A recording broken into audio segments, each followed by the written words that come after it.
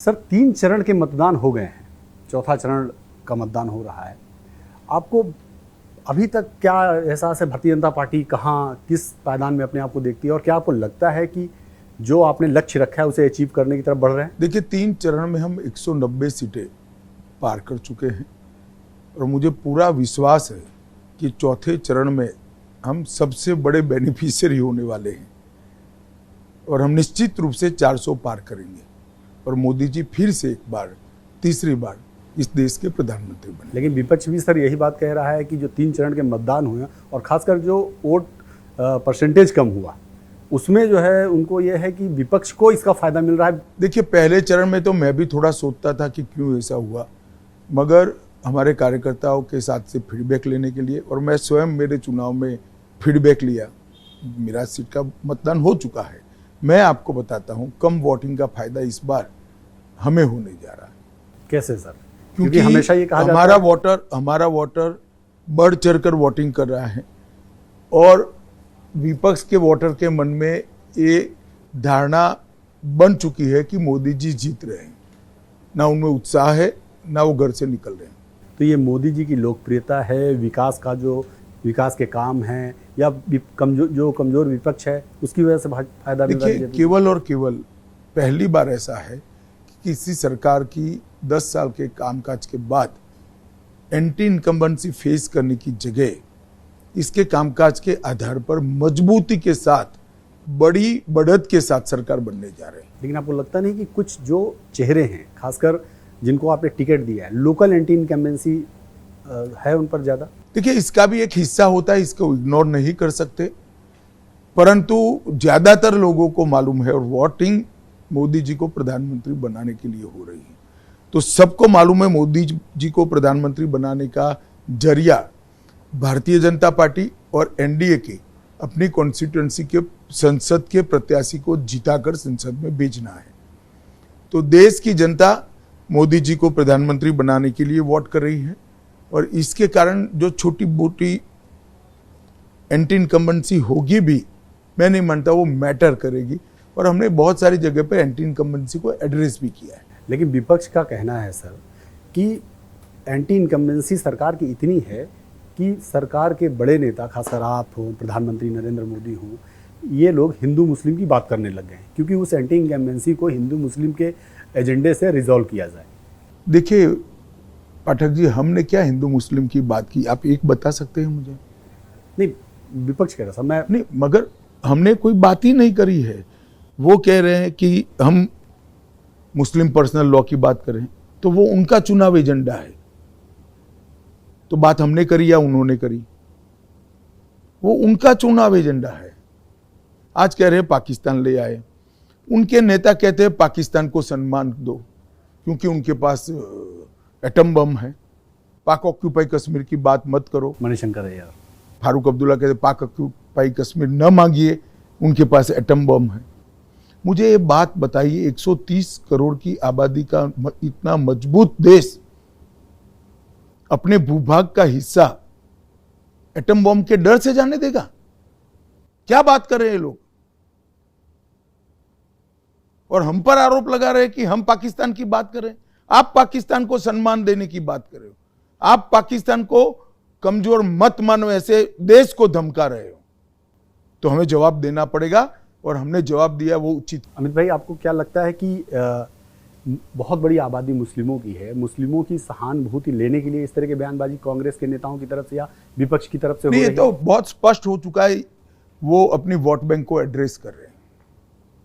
लेकिन बार बार मंचों से आप पहले भी कह चुके हैं इस बात को कि हमारी 10 साल से सरकार है, हमने कभी संविधान के साथ कोई छेड़खानी नहीं की, हमारे पास बहुत सारे मौके रहे। लेकिन इन सब के बावजूद विपक्ष लगातार हर मंच से, चाहे राहुल गांधी हो, प्रियंका हो, या खड़गे हो, या दूसरे नेता हो इंडिया गठबंधन के, वो सारे के सारे लोग इस बात के लिए बार बार कहते हैं कि संविधान खतरे में है, अगर इनकी तीसरी बार सरकार आ जाएगी तो संविधान बदल देंगे, आरक्षण खत्म कर देंगे। क्या ये एक डर पैदा करने का प्रयास है? डर वर तो कुछ किसी में पैदा नहीं होता है। राहुल गांधी जब से राजनीति में प्रमुख भूमिका में आए, उन्होंने एक थ्योरी बनाई है, झूठ बोलो, जोर से बोलो और बार बार बोलो। शायद उनको ऐसा है कि कई बार एक झूठ बोलने से सच हो जाता है। ऐसा नहीं होता है। पूरे देश की जनता जानती है कि आरक्षण के साथ छेड़खानी किसने की है, आरक्षण पर डाका किसने डाला है। आरक्षण पर डाका डालने का काम कांग्रेस पार्टी ने किया है। कर्नाटक में आपने 4% मुस्लिमों को आरक्षण दे दिया, तो किसका कम हुआ? एससी, एसटी और ओबीसी का कम हुआ है।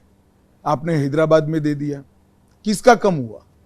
तो एससी, एसटी और ओबीसी का कम हुआ है। ये देश की जनता जानती है। और हम तो 10 साल से स्थिर सरकार चला रहे, पूर्ण बहुमत की सरकार चला रहे। हमने कभी भी इस प्रकार के अटेम्प्ट नहीं किए। हाँ, हमने बहुमत का उपयोग जरूर किया। धारा 370 हटाने के लिए किया, ट्रिपल तलाक हटाने के लिए, यूसीसी लाने के लिए किया, राम मंदिर बनाने के लिए किया, जीएसटी लाने के लिए किया। ये हमने जरूर किया है। मगर आरक्षण हटाने की योजना और हटाने का अटेम्प्ट दोनों कांग्रेस पार्टी ने किया। यही बात तो कह रहे हैं कि यदि हमारी सरकार आई तो 370 हम फिर से रिस्टोर करेंगे। नहीं, मैं तो राहुल गांधी जी को 5 सवाल पूछना चाहता हूं। उन्होंने देश की जनता को स्पष्टता से कहना चाहिए, क्या वो ट्रिपल तलाक वापिस चाहते हैं, हाँ या ना। उन्होंने कहना चाहिए कि क्या उनकी सरकार आई तो मुस्लिम पर्सनल लॉ इंट्रोड्यूस करना चाहते हैं, हाँ या ना। क्या वो सर्जिकल स्ट्राइक का समर्थन करते हैं या नहीं करते हैं, हाँ या ना। क्या वो राम मंदिर के दर्शन करने नहीं गए, इसका कारण देश की जनता को बता सकते हैं। क्या वो धारा 370 हटाने की बात का समर्थन करते हैं, हाँ या ना। ये 5 सवाल एक बार राहुल जी ने लोकतंत्र की सेवा करने के लिए देश की जनता को स्पष्ट रूप से दे देनी चाहिए। लेकिन वो तो कह और रहे हैं, मैं तो आपकी चैनल पर से आह्वान करना चाहता हूं कि इस 5 सवालों को राहुल गांधी जवाब दे दें। यही बात तो वो भी कह रहे हैं कि हम प्रधानमंत्री से एक एक विषय पे डिबेट करने के लिए तैयार हैं। नहीं, मगर डिबेट करने की जरूरत नहीं है ना इसमें। तो उन्होंने हाँ या ना आपको ही बुला कर कह दे कल कि भाई वो धारा 370 हटी, उसका समर्थन करते या नहीं करते। नहीं बोलेंगे, क्योंकि वो अपनी वोट बैंक से डरते, वोट बैंक की पॉलिटिक्स करते हैं, अपीसमेंट करते हैं, तुष्टीकरण करते हैं। और कांग्रेस 60 के दशक से शुरू से तुष्टीकरण की राजनीति पर चली। अमित भाई, थोड़ा दिल्ली की बात कर लेते हैं। अरविंद केजरीवाल जी को इंटरिम बेल मिली है।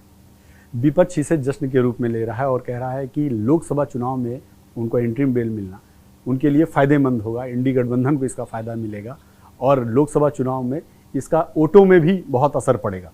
आपको क्या लगता है? देखिए, जहां जहां श्री केजरीवाल प्रचार करने जाएंगे, लोगों को शराब घोटाला याद आएगा। पहले सुप्रीम कोर्ट के केस को आप समझ लीजिए। इन्होंने सुप्रीम कोर्ट के सामने प्ली क्या लगाई थी कि मेरी अरेस्ट ही गलत हुई है, मेरी अरेस्ट को खारिज कर दीजिए। सुप्रीम कोर्ट ने नहीं माना कि अरेस्ट गलत हुई। फिर कहा अच्छा भाई चलो हमें बेल दे दो, वो भी नहीं दिया। फिर कहा हमें इंटरिम बेल दे दो। तो सुप्रीम कोर्ट ने 1 तारीख तक का इंटरिम बेल दिया है। इसका मतलब है 2 तारीख को उनको वापिस तिहाड़ में जाना है। अब इसमें जश्न मनाने वाली बात क्या है? लेकिन आज वो 10 गारंटी लेकर आए हैं आपके सामने, आपकी पार्टी के सामने। कितनी सीटें लड़ रहे हैं वो? 22 सीटें लड़ रहे हैं। जो पार्टी 22 सीटें लड़ती हो वो देश की सरकार बना सकती है क्या? बड़े विश्वास से कहते हैं हम पूरे देश में सबका बिजली का बिल माफ कर देंगे, पूरे देश में स्वास्थ्य फ्री कर देंगे। भाई देश कहां चलाना है? 22 सीटें हैं। मोदी की गारंटी के सबके सब जीत जाओ तो भी आपकी सरकार नहीं बनती है। कहां से तुम करने वाले हो भाई? लेकिन उनका कहना है कि मोदी की गारंटी तो 1 साल बाद प्रधानमंत्री रहेंगे नहीं, तो वो पूरी कैसे होगी? हम उन गारंटी पूरी करेंगे, हमारी जो गारंटी वही अभी केजरीवाल जी ऐसे नेता है जो अपनी पार्टी ढंग से नहीं चला सकते और हमारी पार्टी का फैसले करने चले हैं। कल ही मैंने स्पष्ट कर दिया था 29 तक की टर्म को मोदी जी पूरा करेंगे और 29 के बाद भी भाजपा के चुनाव अभियानों का नेतृत्व श्री मोदी जी करने वाले हैं और मोदी जी फिर से प्रधानमंत्री बनने वाले हैं। रायबरेली से राहुल गांधी चुनाव लड़ रहे हैं, लेकिन जब वो वायनाड से चुनाव लड़ रहे थे तो उन्होंने कहा कि वो वायनाड छोड़कर जाने वाले नहीं। अब वो रायबरेली से चुनाव लड़ रहे हैं, तो इसे किस रूप में लेते हैं आप? देखिए, हर एक व्यक्ति को दो जगह से चुनाव लड़ने का अधिकार इसलिए है कि चुनाव के नियमों में है, परंतु जब तक वायनाड का चुनाव हो तब तक वो रायबरेली से लड़ेंगे, एक घोषणा न करना, मैं मानता हूं वायनाड की जनता के साथ धोखा है। उनको पहले बता देना चाहिए था कि भाई मैं दो जगह से चुनाव लड़ने वाला हूं, मगर उन्होंने नहीं बताया। और जब वहां आफ्टर पोल सर्वे थोड़े ठीक नहीं आए तो वो रायबरेली गए हैं। मैं आपको बताना चाहता हूं, वायनाड तो मैं गया नहीं, परंतु मैं रायबरेली का बताना चाहता हूं, राहुल गांधी वहां से चुनाव हार रहे हैं। वो तो उनकी परंपरागत सीट है, वो कहते हैं कि हमारी तो अमेठी भी परंपरागत थी, इनका हारने का रिकॉर्ड बड़ा तगड़ा है। तो रायबरेली मतलब भाजपा जीत रही है। निश्चित रूप से भारतीय जनता पार्टी के नेता दिनेश प्रताप सिंह जीतने जा रहे हैं। तेजस्वी यादव बिहार के नेता हैं, आप बिहार भी गए थे। उन्होंने एक वीडियो मैसेज जारी किया है और उनका कहना है कि केंद्र सरकार और खासकर नरेंद्र मोदी जी बताएं कि बिहार की जनता के लिए उन्होंने क्या किया है। देखिए, ढेर सारे काम हमने बिहार की जनता के लिए किए। 1,25,000 करोड़ का स्पेशल पैकेज नरेंद्र मोदी जी ने पूरा कर दिया है। गंगा पर इतने पुल जितने इस 10 साल में बने कभी नहीं बने। खाद के कारखाने जो कांग्रेस के जमाने में 65-70 में बंद हुए थे, सब हमने चालू किए हैं। बिहार के करोड़ों लोगों के घर में शौचालय बनाया, गैस दिया, घर दिया, नल से जल दिया है, 5 लाख तक की दवाइयाँ दी है, मुफ्त में राशन दिया है, सबको टीका लगाया है। तेजस्वी जरा बता दे, भ्रष्टाचार करने के अलावे उनकी पार्टी ने बिहार को क्या दिया है? सिर्फ दंगा दिया, जातिवाद दिया, परिवारवाद दिया और भ्रष्टाचार दिया। लेकिन वो कास्ट इक्वेशन का हवाला देते हैं और कहते हैं cast equation Bharatiya Janata party के पक्ष में नहीं है, हमारे पक्ष में है। एक कितनी बार भारतीय जनता पार्टी के 15 साल में कितनी बार हमारे सामने चुनाव हारे हैं, जरा वो अपना इक्वेशन स्पष्ट कर दें। कास्ट इक्वेशन जो हो वो हो, बिहार में कोई जंगल राज नहीं चाहता है। तो बिहार में भारतीय जनता पार्टी और जो आपका गठबंधन है वो पुराना ट्रैक रिकॉर्ड, बिल्कुल पुराने ट्रैक रिकॉर्ड से भी ज्यादा, शायद एक सीट बची थी वो भी जीत जाएंगे। मतलब 40 की 40 जी, भारतीय जनता पार्टी जीत रही है, संभावना है। तो सर ये जो 400 का लक्ष्य आपने 370 का लक्ष्य रखा है, वो अचीव कर रही बीजेपी? निश्चित रूप से एनडीए 400 सीटों को पार करेगी और हम तीसरी बार मोदी जी मजबूत बहुमत के साथ प्रधानमंत्री